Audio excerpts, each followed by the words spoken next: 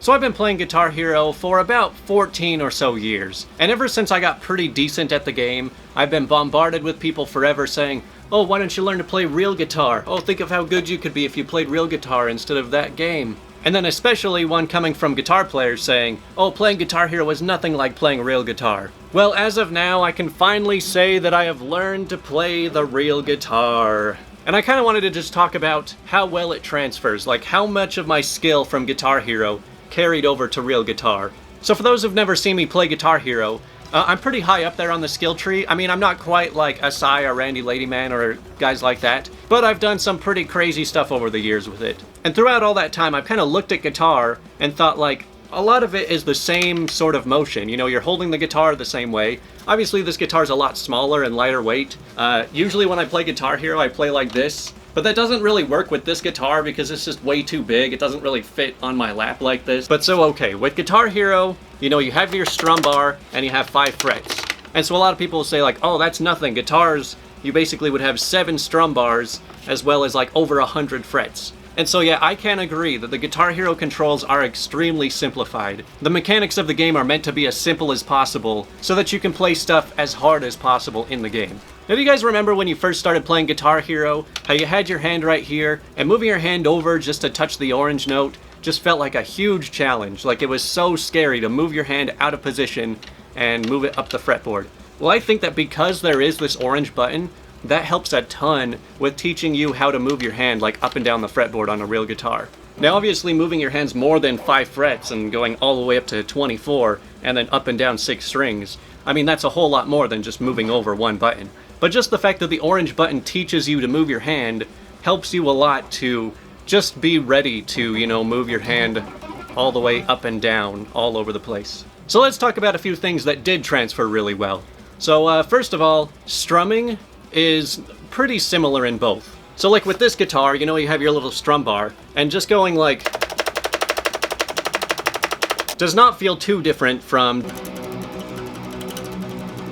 So it's a lot of the same hand motions. I look up a lot of guitar videos of people telling you like bad habits you're not supposed to do, and one of them is like knowing actually how to use your strumming hand.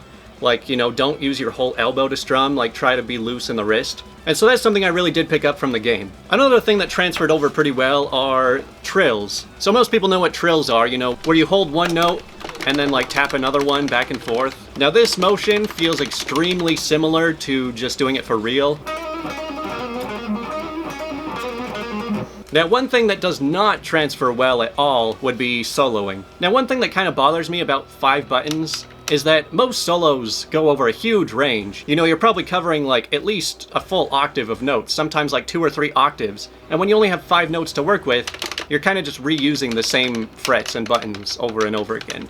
And so, no matter how fast you can shred on Guitar Hero, it's not going to transfer very well to the guitar because there's a whole lot more than just going between 5 frets. There's a whole lot of like going up and down the strings too. It's especially weird because there's a lot of things that if you charted in Guitar Hero the same way they are fretted on the real guitar, it would just not look very good. Because in your head when it comes to stringed instrument, it's always just when you go this way, the notes go higher. But when it comes to a real guitar, sometimes you're going back up the fretboard for a higher note because you're moving to a higher string. So there's just a lot of sort of like patterns that you would never really do on Guitar Hero that you have to do on this.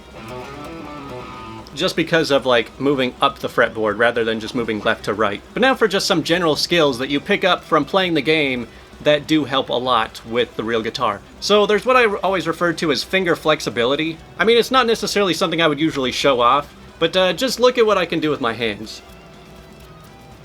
Yeah, there's my little party trick. It is a little bit relevant though. So the fact that I've played so much Guitar Hero, and you know, I've played so many solos of just like, you know, moving my hands like so fast, it really works your hands out. Like there's a lot of muscles in your hands that you have to build up to make these kinds of motions, especially in your fingers.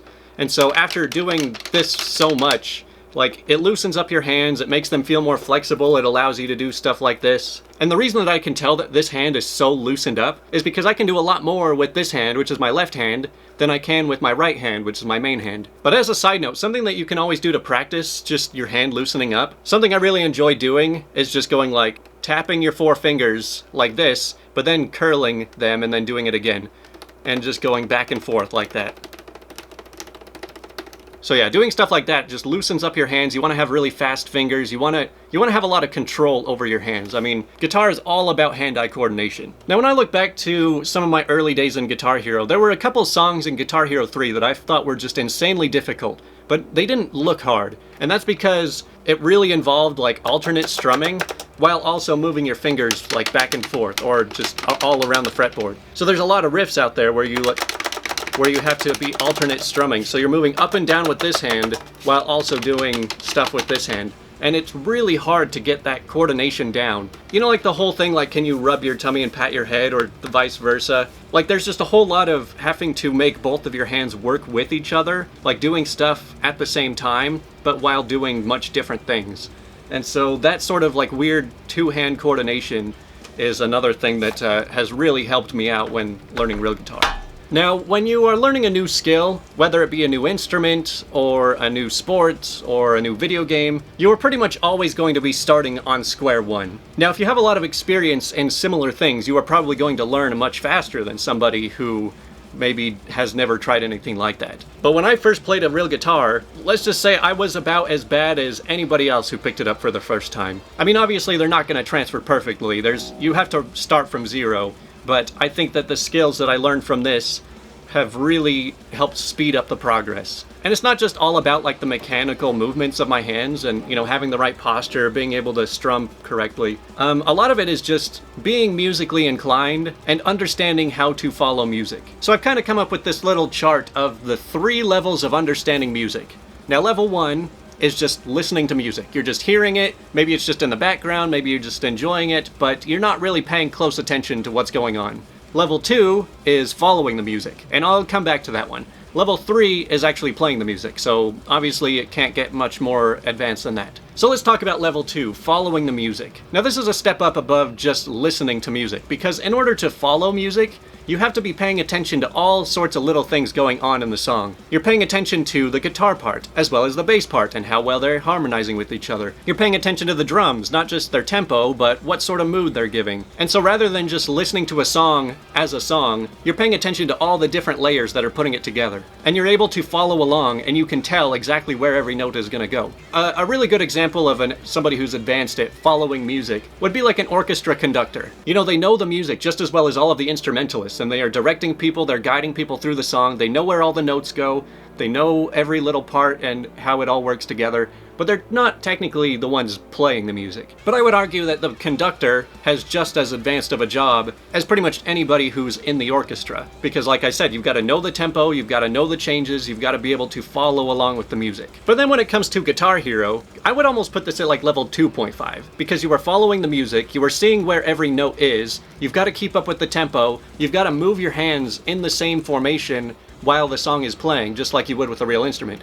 But it's not quite level 3 because you're not actually producing any of the music. So I know some people like to say like, oh, it's a rhythm game, but you're not actually learning how to play along with music.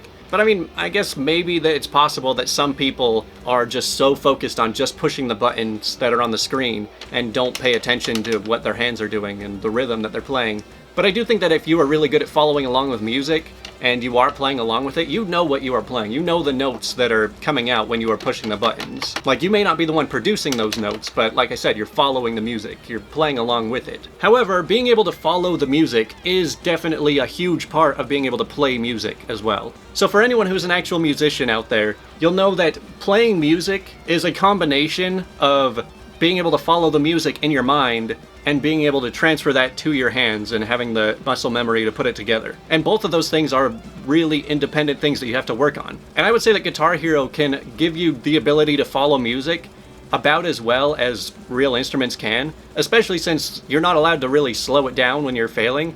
Like, I know it's really common when people are playing a guitar song that if they make a mistake, they'll stop and then replay that part, and then they'll play some parts slow, some parts fast.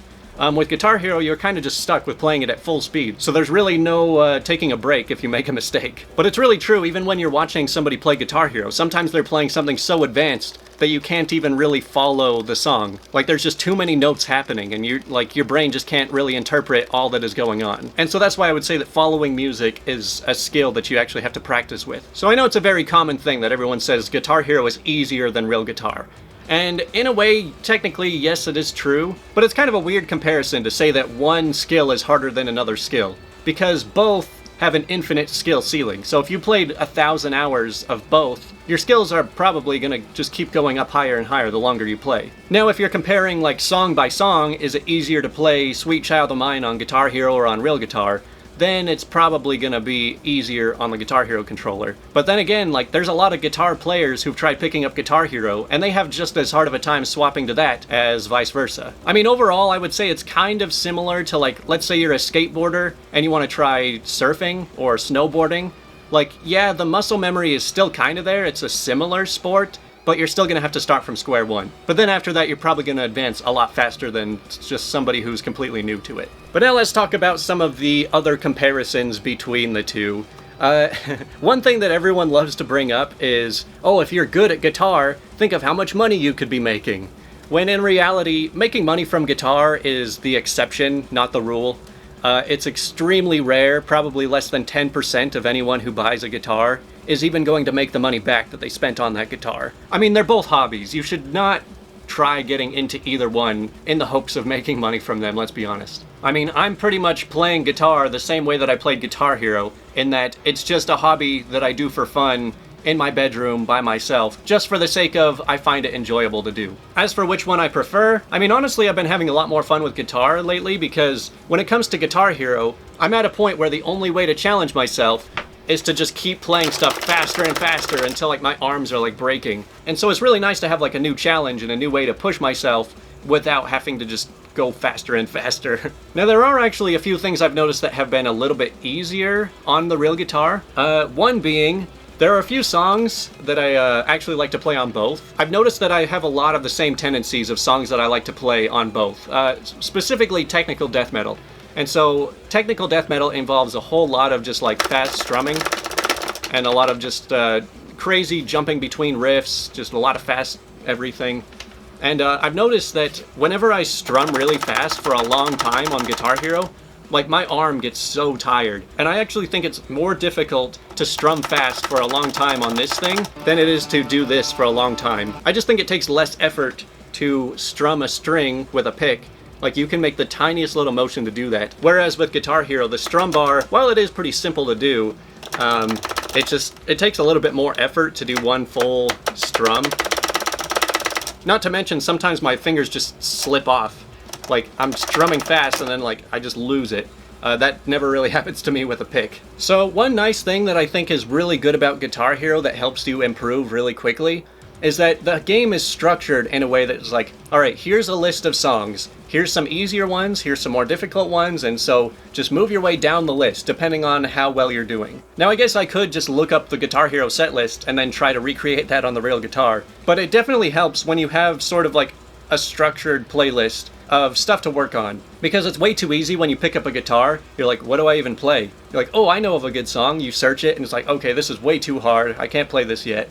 Or you search another song and you're like, alright, this is way too easy, this isn't even fun. And so just the fact that Guitar Hero like lays out which songs are going to be easier than others is pretty useful for helping you get from beginner to advanced. Now, I know some people would suggest to pick up Rocksmith if I really like the structure of Guitar Hero but want to do it on real guitar. I might at some point. I've looked at the way that Rocksmith shows music, and it looks a little bit hard to understand. I'm not exactly sure if I would be able to jump right into that. But anyways, I'm having plenty of fun with guitar. As far as how long I've been playing guitar, technically I bought my guitars in 2015, so you could say that I've been playing for 6 years, but to be honest, I only played it for about a year and a half when I first got it, and then I just kind of took a break.